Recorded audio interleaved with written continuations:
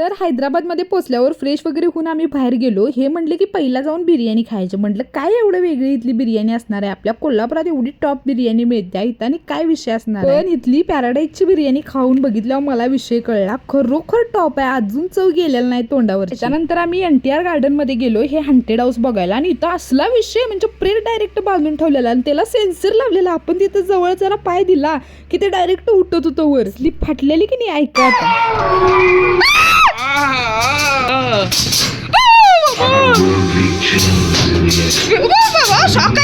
असला थ्रिलर अनुभव घेऊन आम्ही पुढे गेलो लुंबिनी पार्क बघायला. तिथं असं बोटीतनं जायचं होतं. गौतम बुद्धांचा स्टॅच्यू आहे पाण्याच्या आतमध्ये, ते बघायला आम्ही चालले. बोटीत बसल्यावर असला विषहाड व्ह्यू दिसालता की नाही, खतरनाक वाटालता. हैदराबाद आयुष्यात एकदा तरी ट्रिप करण्यासारखा एकदम वर्थ इट वाटालता आम्हाला. तर हॉटेलवर आलो. जेवणाच्या बुफेमध्ये ढीक प्रकार होते आणि असा आमचा पहिला दिवस गेला. चला मग भेटूया दुसऱ्या दिवशी. बाय.